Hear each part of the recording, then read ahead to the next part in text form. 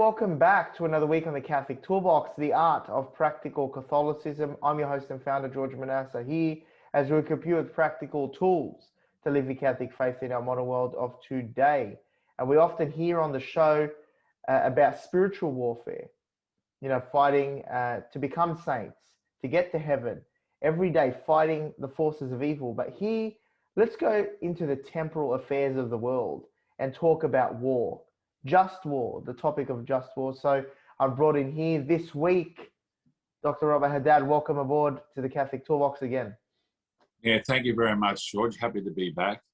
It's always a pleasure to have you, enlightening us with your wisdom.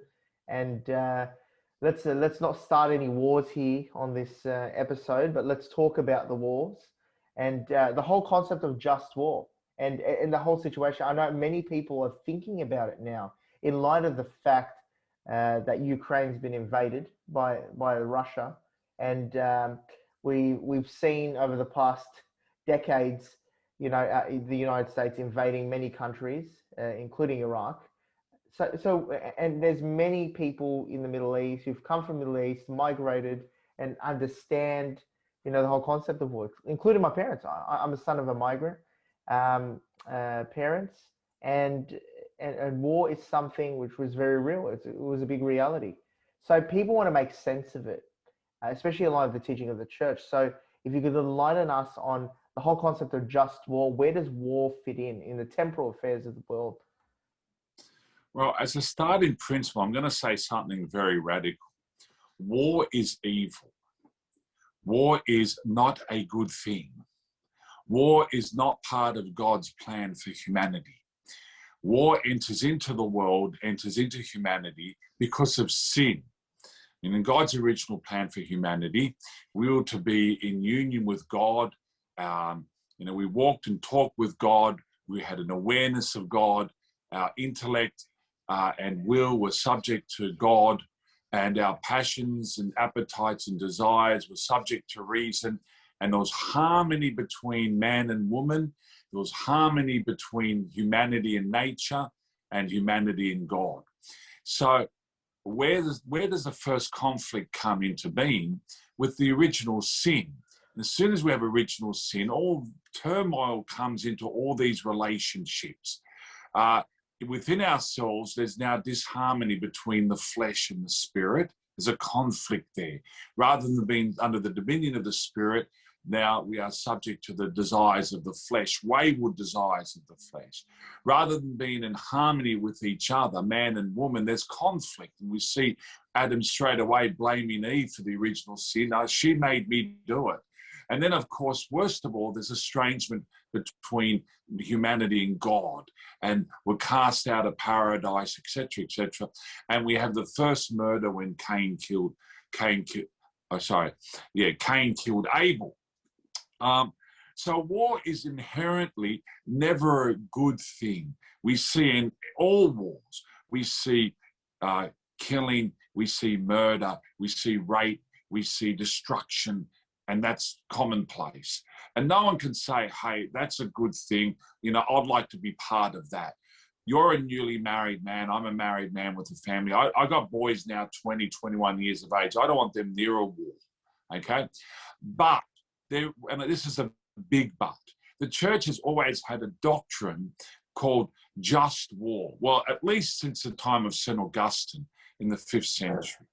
And so we ask ourselves the question, okay, when can someone fight in a war? Or when can a nation fight in a war against another? What are the conditions of this so-called just war theory? And that's at the level of nations. There's also just war with respect to the internal operations of a state. I mean, we all have a police force, don't we? What's the point of a police force? It's to protect society from what? Other people's aggression, other people's violence, other people's, killing, etc., etc. And we have a judiciary to back up the police and punish the aggressor or the offender. And of course, within ourselves, between ourselves as individuals, we all have a right to self-defense. which is part, if someone attacks you, your person, or someone attacks your wife, your children, your home, you have a right to defend yourself at that private level. And that falls within just war concept as well. So, yeah, I mean, there is a doctrine. What does that doctrine mean? So really defending yourself, what constitutes defending ourselves? Well, this is part of the first principle of just war. There must be an unjust aggressor. Okay, a nation, a force, or some type of group, or individuals in society, or an individual attacking you. There must be an aggressor whose cause is unjust, and they have no just reason to be aggressive. So a just war involves self-defense. Self-defense of a nation against another, self-defense of a society against elements within society that threaten it, self-defense for ourselves against an external or another individual, or individuals who seek to harm us. So that's the first point about the innocent party must have a sincere perception that they are under threat. If that's a prudential judgment that they have to make themselves. And if they come to a sincere, honest judgment that they are threatened, and that's a serious threat to their existence, their viability, their person, their health, their loved ones, then they have a right, in inverted commas, and it's a real right, to respond proportionately to rebut that aggression, that offence, or that threat. And I mean, I'm just thinking about it here. Do we have a moral obligation to try and negotiate, to try and mitigate against it going to a full-scale war? Like, yes, if there is an unjust aggressor, we have a moral duty to try and negotiate peacefully, exhaust every possible means. Yeah, and that's part of the doctrine. So there's different elements to this doctrine, and I'm just looking at my notes here. You want to turn to the Catechism of the Catholic Church, it's paragraph 2309, and it outlines the elements. And I've just outlined the first one. There must be an unjust aggressor or threat. You have a right to respond, to defend yourself as a nation, as a society, as a person. That response must be proportionate in the circumstances. That's point 2. Point 3, before responding with force against force, you must have exhausted all opportunities to resolve the conflict peacefully. Okay, now that depends on the circumstances. I mean, we can look at various wars in history. A clear example is the Second World War. We had obviously an unjust aggressor in Adolf Hitler. And we saw threats to various nations before the outbreak of the Second World War in Europe. So we had a threat against Czechoslovakia. The German claim for the Sudetenland. We had Czechoslovakia wanting to fight to resist German aggression. In the interim, we had powers such as France and Britain trying to ward off that war and come to a peaceful resolution. We had Italy involved as well. And that there was an outcome that satisfied the major powers at the time, averted war, but didn't satisfy the Czechs. And the Czechs were then backstabbed when the Nazis not only took Sudetenland, but the rest of Czechoslovakia within only a matter of 6 to 9 months after that agreement. In the case of Poland, there was threats to Poland as well by Nazi Germany, and they wanted to eliminate the Polish corridor, to reunite East Prussia with mainland Germany. And I'm not sure of the particulars there, but, it would have been necessary for the Germans and the Poles to try and resolve that matter peacefully before any armed conflict. But we know from hindsight, in any case, that Hitler wasn't a sincere, honest, and person who intended to have peace in the first place. Hitler was a warmonger and was seeking war. And we will sometimes come to the conclusion from obvious circumstances that negotiation is futile because we're not dealing with someone sincere. And the Poles were now ultimately attacked. What did they have left available to them by way of negotiating peace or trying to resolve it peacefully? There was nothing. Okay, Hitler was not sincere. Hitler launched the Great Attack, and the Poles had no other choice but to respond with force against that unjust aggression and to use proportionate force. So the Germans invaded with a large-scale invasion. 17 days later, the Soviet Union came from the east as well. And the Poles, well, they were justified to use force, definitely, in those circumstances. Though another factor comes into play here. This is a complex part of the doctrine, and I'm reading it here. There must be serious prospects of success. I find that the hardest of the elements of the preconditions for a just war, because that's implying that we shouldn't be engaging in self-defense if it's futile, or it could lead to something worse. Can I give you an example? Say I'm a shopkeeper, and my dad was for many years, and someone comes into the shop, pulls out his pistol, and says, "Give me all the cash in the till, or I'll shoot you and your family." Now, instinctively, I mean, of course, that's an unjust aggressor who has no right to your money. But you would know instinctively, hey, hold on, it's not worth fighting over the cash. He's going to kill me. That's what I'm sensing. He's going to kill my wife who's just next to me and my kids who are in the room behind me. No, take the cash. So to engage in proportionate self-defense there, to fight him off, might be do more harm than good. Exactly. And therefore, I should not respond with aggression, but just, it's not worth it. Take the cash. I'll report him to the police, and hopefully the police can deal with it. And you can look at the current war between Ukraine and Russia. And I know that some people at the beginning were saying, well, Zelensky and the Ukrainians don't stand a chance. They should just roll over. But we've seen in hindsight now, nearly 11 weeks later, that their resistance has been remarkable in its outcomes. No one foresaw that. I mean, it's just absolutely remarkable that what's going on in Ukraine at the moment, and their determined defense against the Russian aggression. But what intrigued me about what you said was the fact that we must discern correctly. Is this a war worth fighting?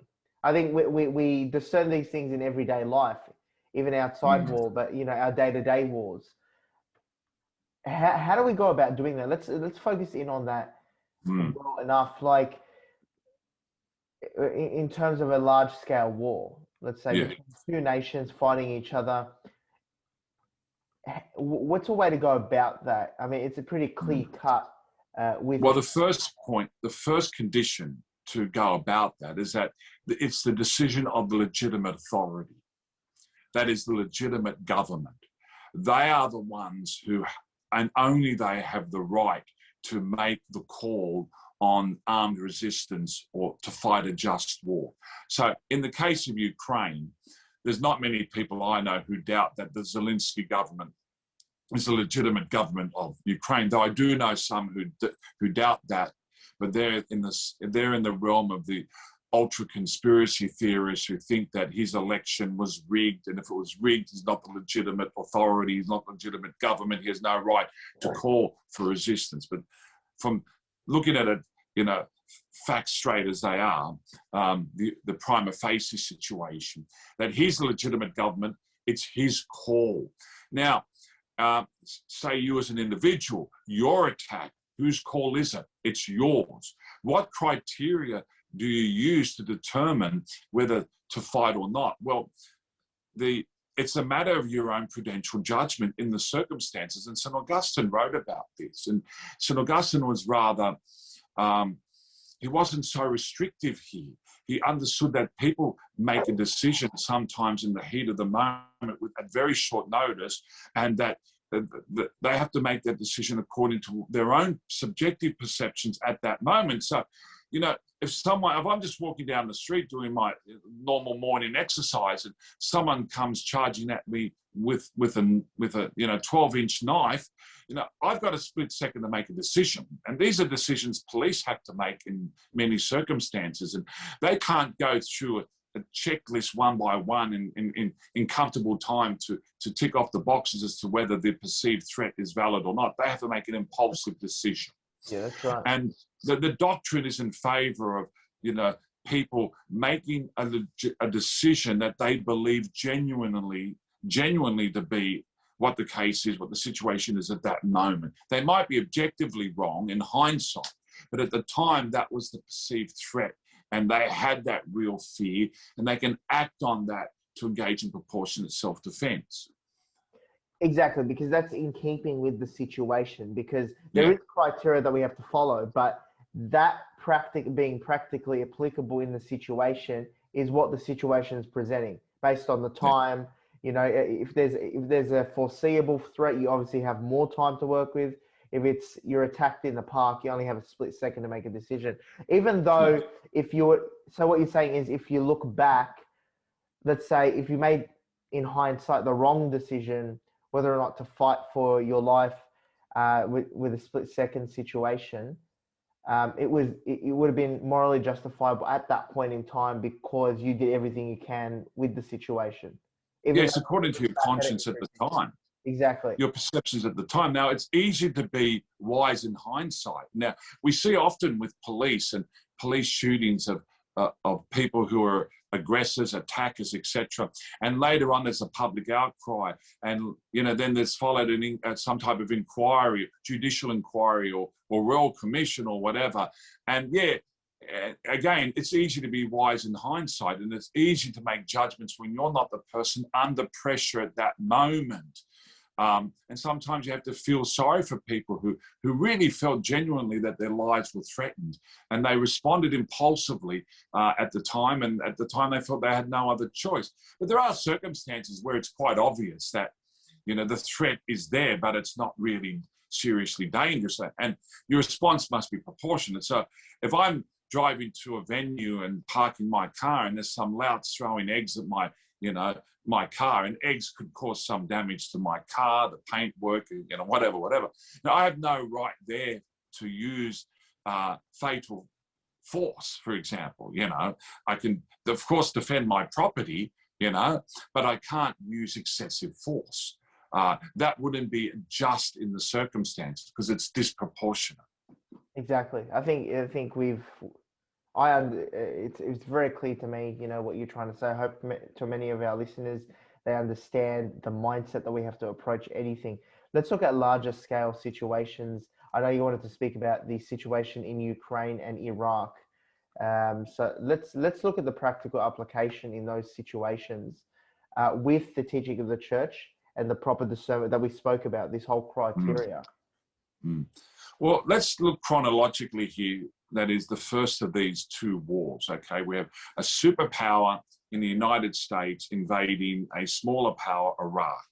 Now we have a superpower in Russia invading a smaller power, Ukraine. So let's look at the Iraq war, the American invasion of Iraq, 2003.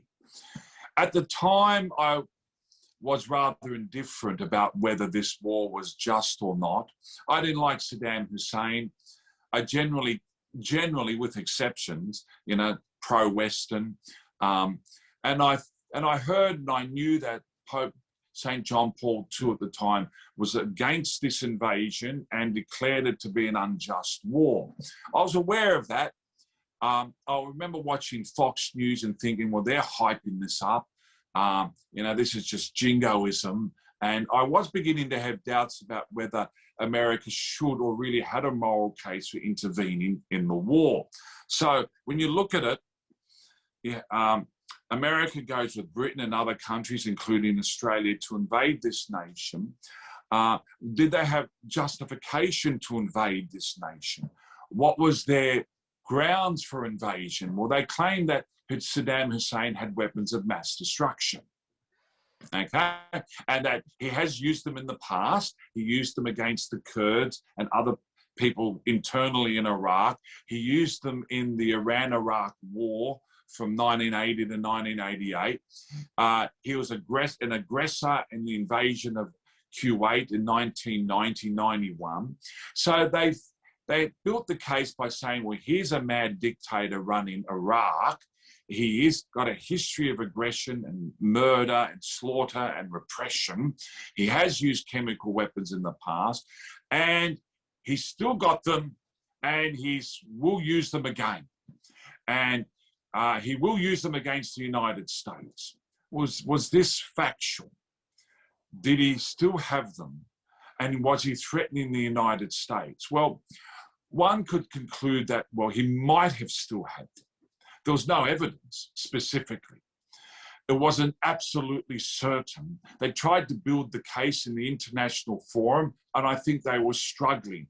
I think they were really trying to create this pretext out of very skimpy evidence, to say the least. They were trying to create a justification rather than say, we have one for certain, let's deal with this. They were trying to spruik it on the world stage, claiming weapons of mass destruction, but not proving it absolutely. Even if they had weapons of mass destruction, which they didn't prove, was there a perceived threat to the United States or Great Britain or Australia or any other country? Well, I don't believe there was such a threat to America, Britain, or Australia, because especially America and Britain, they had more than enough means to, deal with Iraq if Iraq was to use such weapons. Was there a case that Israel, for example, was being threatened by Iraq? Well, they certainly weren't friends, and Iraq and Saddam Hussein had a Jerusalem army concept, one day to march to liberate Jerusalem from the Jews, from the Zionists, as he called them, etc., etc. But in the end, I came to the conclusion years later, my own personal conclusion, in line with Pope St. John Paul II, that the war in the end, the invasion of Iraq, was unjust. It was not built on any solid foundation of any threat to America or any other country. The so-called weapons of mass destruction were never found during or after the war. And that what the Americans did was massively disproportionate. Yes, Saddam Hussein was a dictator. No, and it was a murderous dictator. And we don't like murderous dictators. But, if you're going to take out Saddam Hussein because he's a murderous dictator, there's plenty of others on the list that we don't take out. I just thought in the end it was part of the personal family feud between the Bushes and Saddam Hussein, that George W. Bush resented the fact that, Saddam Hussein and his father went to war, and that Saddam Hussein was still anti-George H. Bush Sr., H.W. Bush Sr., and, it seemed to me just at that petty level. If I was George W. Bush, I'd be still having problems of conscience about not just the war, but the aftermath. And again, here's another factor against this war being just: the massive disproportionate consequences. The invasion caused far more evils than it prevented. You saw much of the country destroyed. You saw the Christian population severely depleted. So many of the Christians had to flee Iraq. The church was devastated. You saw chaos, and you saw the eventual rise of ISIS and its evils that it inflicted on the Middle East and other parts of the world. None of these things would have happened if Saddam Hussein was allowed to stay. Again, I'm not being an apologist for Saddam Hussein, but sometimes you have to tolerate the lesser evil. And in hindsight, and I'm wise here only in hindsight, Saddam Hussein was the lesser evil compared to the death and destruction caused by that war, compared to the aftermath of ISIS and all the other cases. Well, one of the biggest things you have to discern if you're about to go to war is this worth defending? Because of how much loss of life we will also incur on our end and how much loss of life on the enemy's end. I mean, really... It's an absolutely essential part of the calculation. Okay, is it worth fighting? And if you, again, it's about prudential judgment by the legitimate authority, weighing it up. And again, it's easy to be wise in hindsight. So it was thought, you know, we take out Saddam Hussein, we'll put in a democratic, friendly government in Iraq, and that will settle the Middle East. It will protect the other countries, Kuwait. It will protect Jordan. It will protect Israel. But in actual fact, it created a vacuum which was partially filled temporarily by ISIS. And it emboldened Iran. I mean, what the Americans did was take out one enemy and strengthen another.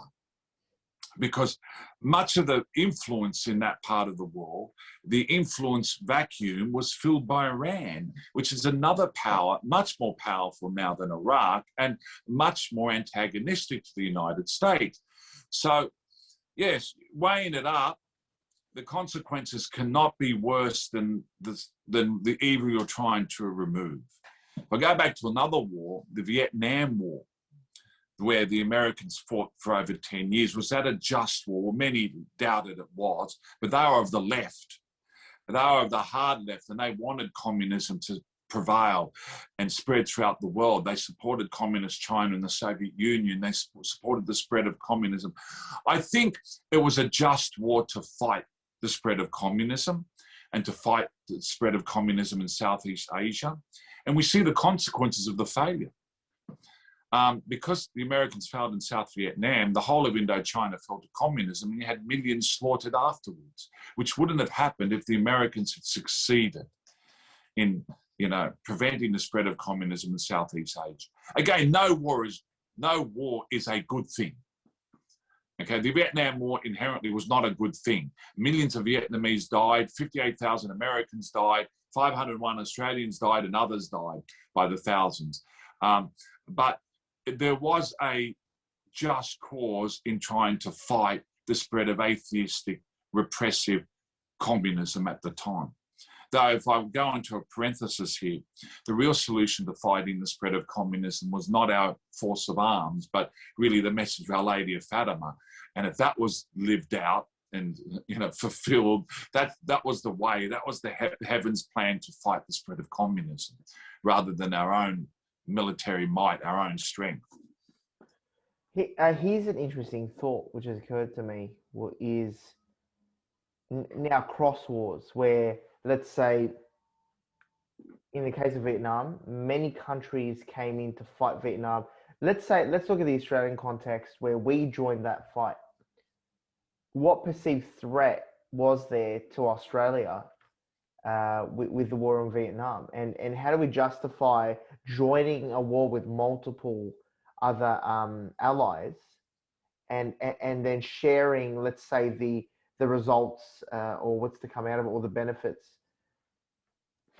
I think we're putting our mindset back into the early to mid 60s. You know, Australia decided to join the Vietnam War in 1966, all the way with LBJ, etc., Harold Holt and all that. Australia was around only 11 million people at the time. To our north was the Soviet Union, a nuclear superpower, and communist China, at the time a population of about 750 to 800 million at the time. Overwhelmingly much more powerful than Australia.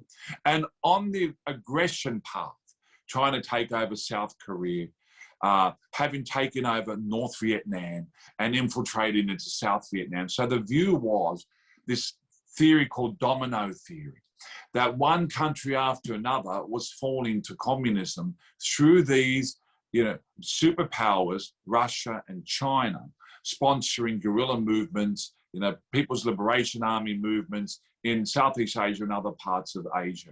And there was the Malayan emergency against communist forces in Malaya and in Indonesia in the 60s as well. So there was this real fear that communism was on the spread, and eventually it will descend down upon Australia.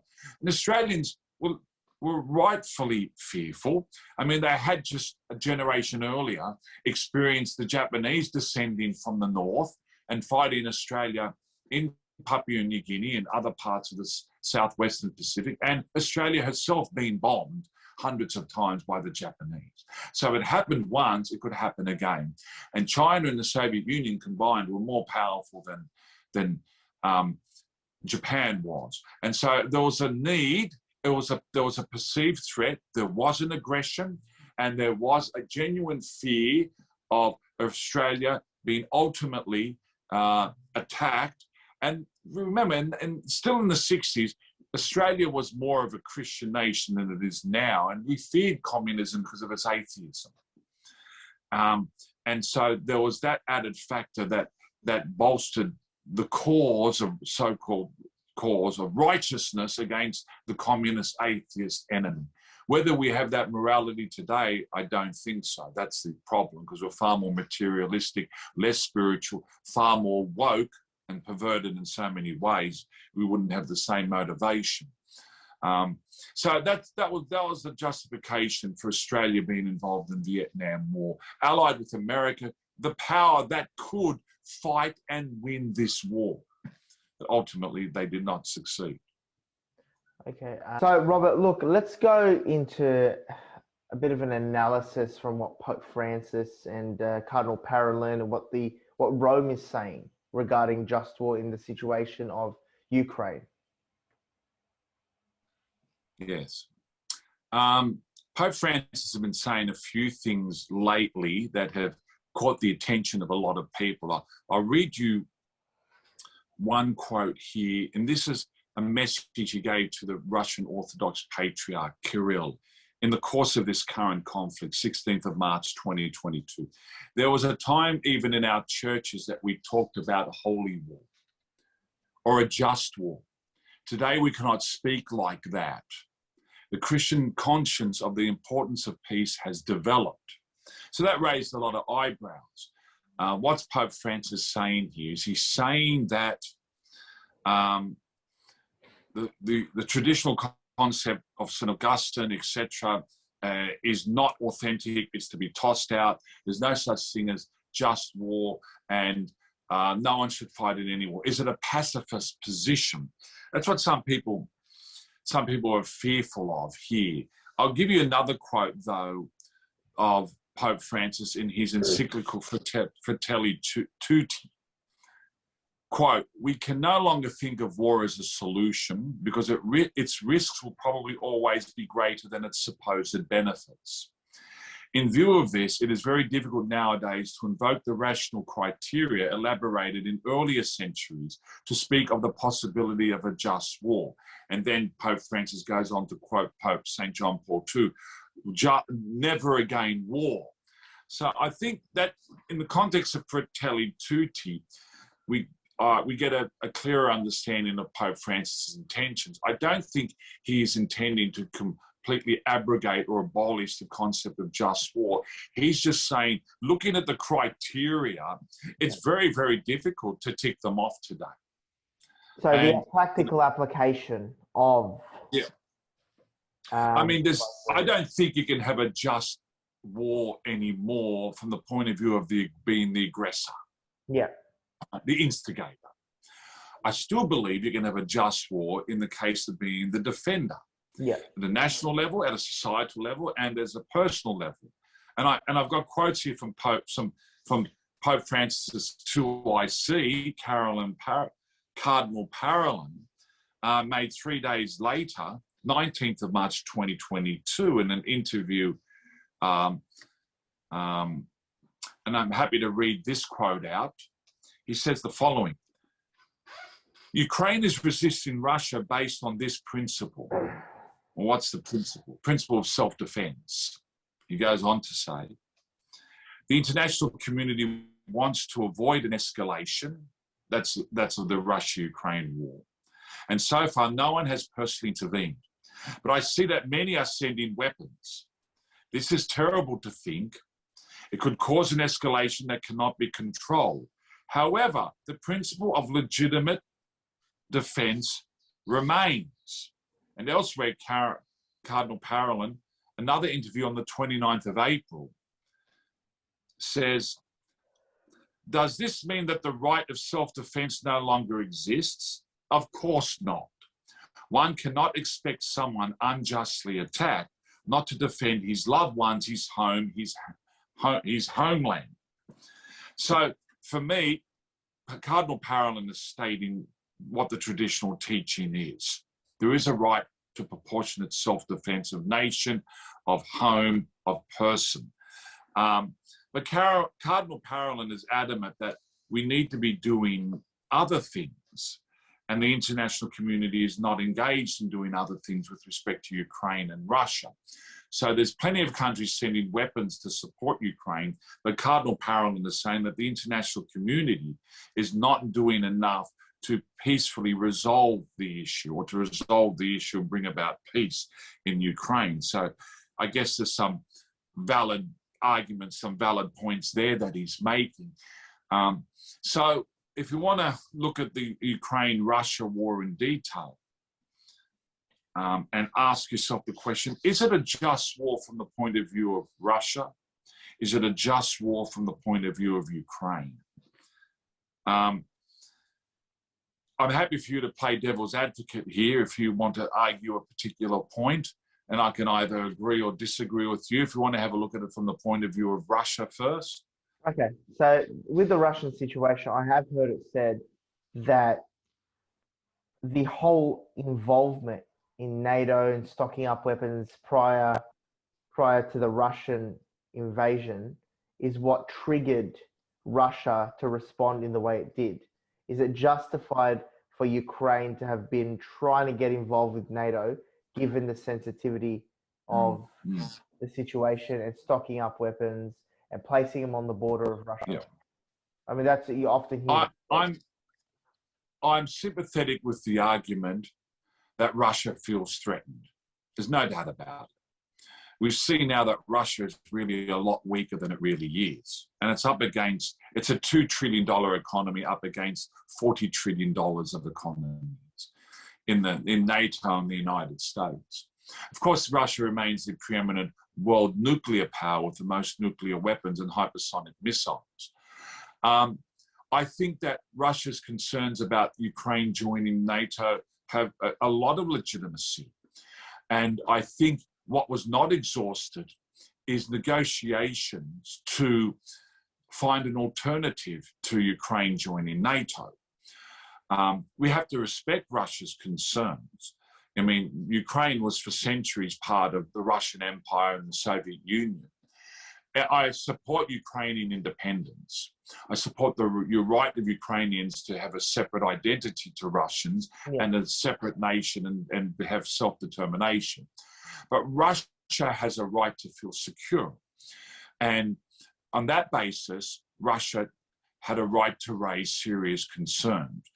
Though the question arises whether its response has been precipitous, premature, and disproportionate.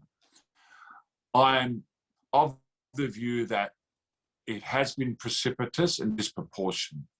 There was still opportunity to negotiate an outcome.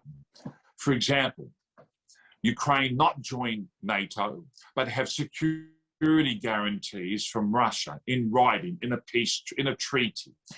If those guarantees were violated by Russia, then Ukraine could have recourse to external assistance. There could have been an agreement like that. With respect to the other Russian claims, the Donbass, the oblasts of Luhansk and Donetsk, these oblasts are provinces, regions, where the majority of the population is Russian speaking. And the Russians believe that these Russian natives in Ukraine were being oppressed, discriminated against because of their Russian identity. I believe there's a solution there too. I believe that to satisfy Ukraine, they can remain part of Ukrainian Federation, pay taxes to the central government and all that, but they could have had a special status, those two oblasts of semi-autonomy, whereby Russian language and Russian culture and freedom to be Russian within Ukraine would be respected. etc. With respect to Crimea, a solution could have been had there too. I mean, you had Britain exercise a 99-year lease over Hong Kong in previous times, which ended in 1997. I think you could have negotiated a 200-year lease for Russia over Crimea. Keep Crimea formally part of Ukraine, but allow, again, Ukraine to have a level of semi-autonomy. I mean, it is predominantly Russian-speaking as well. Allow the Russian fleet to remain in Sebastopol, and have that Russian presence generally there, and a 200-year lease, and they respect the Ukrainian sovereignty by paying an annual rent for use of Crimea. These are solutions that could have been put into place. Now, some people might laugh at these solutions, but they would have been better solutions. They would have been achievable solutions, workable solutions that would have prevented the horrific slaughter we have now. Because the Ukraine-Russia war is a scandal.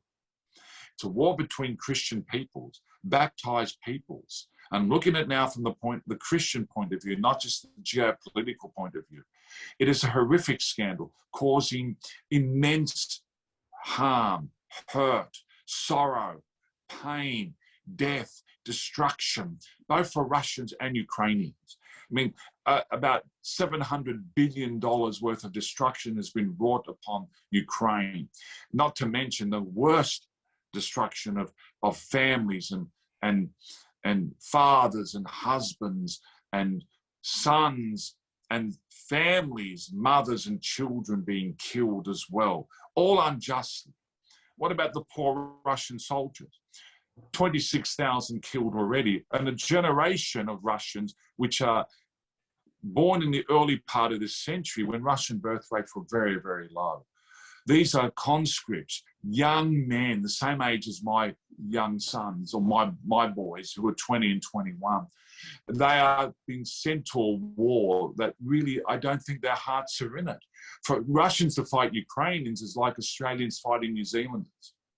Our hearts wouldn't be in it. We're killing brothers, we're killing sisters, we're killing cousins, many Russians and Ukrainians have married each other. This is a terrible scandal.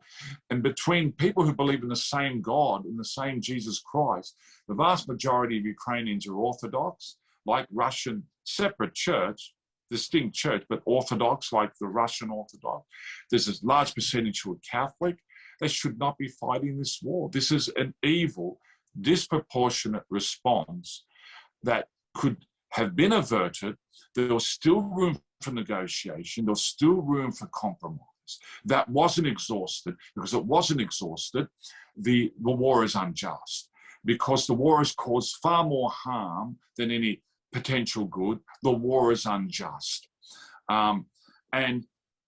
Okay, Putin is a legitimate authority, but he violated these two principles of just war theory. Other solutions were not exhausted, and the carnage is disproportionate, and the way the war is fought is unjust. America fought just wars against Nazi Germany and Japan, but America and Britain, in some aspects or some parts of those just wars, fought unjustly by the indiscriminate bombing of civilian targets, the mass bombing of German and Japanese cities, the nuclear bombings of Hiroshima and Nagasaki were unjust acts carried out in the context of a just war. And the indiscriminate bombing of civilian centers of population by Russia is an aspect of unjust warfare and must be brought to an end. I mean, really, everything you're saying there, sovereignty cannot trump human dignity and human life. If it means, so to a certain extent, if it means that your sovereignty can't prevail or your national interests can't prevail, then so be it, in order to defend human life and preserve human life. So that should be the way of thinking. I mean, it's very interesting how national interests come above the fact that, we don't want 26,000 soldiers that are Russian dying and Ukrainians are dying, but the national interest of trying to take over Ukraine, Mm, demilitarize it when there's no perceived threat. mm. I mean, I believe that Russia created pretexts in the same way America created false pretexts to enter Iraq. The Nazi aspect of Ukraine is tiny. 1.6% of Ukrainians voted for a Nazi party. You got the Azov regiment, which are Nazi, yes, but again, they're a tiny part of the overall Ukrainian defense force. The idea that the Ukrainian government are Nazis, in my opinion, is false. It's propaganda. The idea that Ukrainians were developing chemical weapons, planning to have nuclear weapons, planning to host hypersonic missiles to threaten Russia, there's no evidence for that. Whatever chemical plants existed in Ukraine exist in many other countries by way of research, because Ukraine is a very strong agricultural country, and they had these bio plants engaging in research to protect crops from particular biodiversity challenges or threats, etc. I think that so those pretexts being, in my view, invalid, don't undermine the justification for this war as well. Also, even worse, is that there were essays published by Putin and the former president Medvedev, who was president from 2008 to 2012, in mid-2021, saying that Ukraine is a failed state, is not a viable country. Ukrainians are really Russian, and Ukraine really belongs to Russia. So this is part of this nationalist point you were making. I mean, the Russians attack Ukraine for being nationalist, but it's the Russians who are denying Ukrainian identity and Ukrainian statehood. And it's what we call irredentism, the desire of Putin to rebuild a former empire. The Russian Empire or the Soviet Empire, those two empires had dominion over Ukraine for centuries altogether. And it's unrealistic. So that's how I see it. I see it from to threaten human life for that cause, when look at how much loss of life there is at the moment. Look at how human life is being threatened in the name of trying to regain an empire is absolute evil. It's just absolutely crazy. But let's go to 3 practical tools, Robert. What can we do as ordinary citizens to fight back against unjust war and promote the whole concept of just war and peace? We don't want to promote just war or any war, but we want to promote peace. What can we do as ordinary citizens? Well, from a strictly spiritual perspective, peace comes from a strong spiritual life. And back in 1917, Our Lady gave a peace plan, heaven's peace plan, and that peace comes through prayer. So practically for each one of us, do we want peace in our own lives? Are we praying? Are we praying the rosary? Are we practicing virtue, do good and avoid evil, relying on God's grace to bring peace within ourselves, interiorly, in our imagination, in our will, in our heart's desires? Are we working for peace within our own families? We can't, as individuals, achieve international peace by ourselves, but we can create peace where we are. So for those who are family, belong to a family, which all of us, or lead families as parents, we should be working for peace. And that's an ongoing work, peace between the husband and wife, peace between parents and children, peace between the siblings is something we need to work at and constantly work at. And despite our regular failures, to constantly get up again and start again. Because remember, one aspect of the spirituality of St. Teresa of the Infant Jesus, her little way, is that life is a continuous series of restarts after little failures. So are we people of peace generally within ourselves, in our relation with God, in our relationship within our family, in relationship with peers, with friends, workmates, etc.?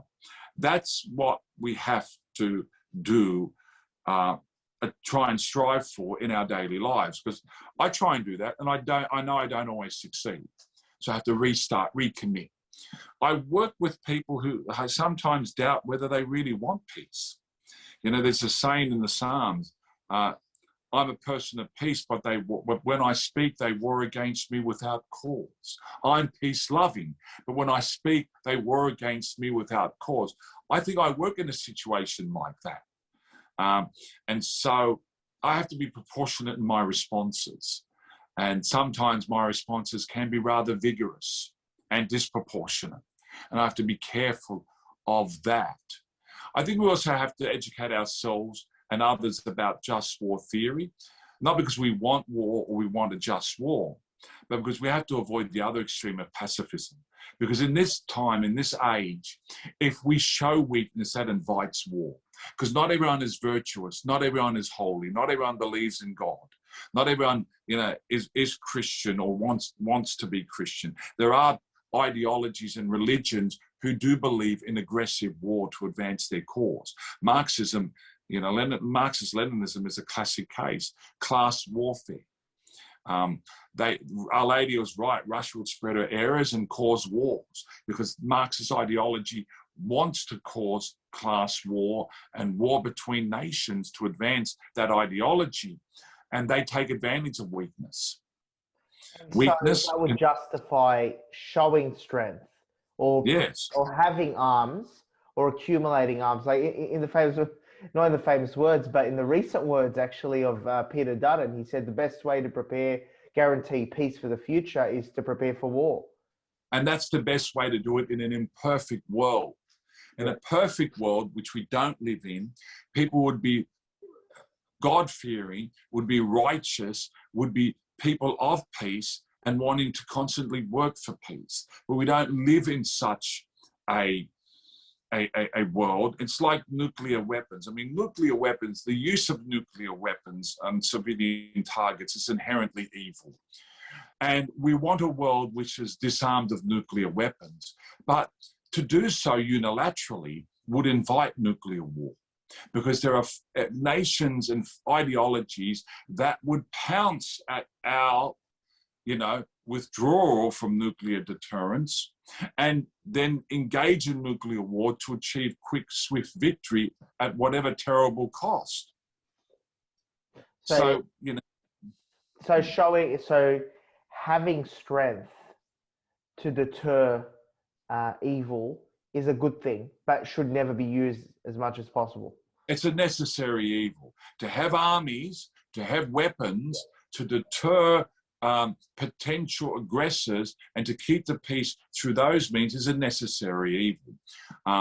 What I mean by evil here, really defect. It's not evil to be a soldier. It's not evil to be in the army. You can be a saint, a soldier, and a saint in the army, right? But it's something necessary in our fallen world. If we weren't fallen, we wouldn't be having conflict at all. So but we are fallen. I think we've discussed a lot about the leadership aspect of war. Let's go down to the bottom, to the foot soldiers, and speak about an individual soldier, let's say, for example, in the Russian army, who's been under the command of Vladimir Putin to engage in this cause. And let's say one of them is a practicing Catholic. How can they go about functioning in good conscience in what they're involved in? Well, see, St. Augustine does speak about this as well, the individual soldier. Yeah. And he gives them freedom to come to their own conclusions about the justness of the war, according to their own conscience and etc. Now, it's a terrible thing, isn't it? I've often imagined myself, if I was German and 20 years of age in 1940 and conscripted into the Nazi army, how would I have coped with that or dealt with that? Would I have been heroic enough to be a conscientious objector? knowing that it would have meant my imprisonment and execution. It would have required sanctity at the highest level. A Russian soldier today would be judged according to their conscience. And they'd come to a conclusion that the war is just or not based on the evidence around them. And maybe they really do believe sincerely in the pretext for this war that Vladimir Putin has put to the Russian people. Maybe this young conscript, young soldier really believes that his homeland is threatened. I mean, when you look at the West, what good do you see? What good do you see? You see a West corrupted to the core, morally degenerate. You see woke LGBTQI transgender agenda in the ascendancy. How could you see good there? How could you be comfortable with that? There are people I know in Australia, good Maronites, very good Maronites, daily mass goers, who see this war in the same way as the Patriarch Kirill. This is a war to prevent Ukraine being westernized, woked, and made into, you know, a gay lesbian nation. And I don't want Ukraine to become a woke gay lesbian nation like we have in Australia or elsewhere in the Western world. So in their conscience, they're probably thinking, well, this is a holy war. This is just. And yes, there is collateral damage, which is unfortunate, but there's a greater cause at stake here for Russia and civilization. They'll be judged according to their conscience. I'm trying to find a middle ground. It's very hard. In theory, it's possible. In practice, it's really very difficult. Oh, look, let's peel to the reality. Sure, we don't want them to become degenerate or a unholy nation, but if you're a soldier in that army, I'm just thinking to myself, and you come to the conclusion, well, this is not a just war. We're seeing what's happening on the ground. We understand it. Would a soldier have a moral obligation to defect from an army if the cause is not right? If they realize that according to their conscience, yes, they could surrender. There have been a number of Russian soldiers who have surrendered.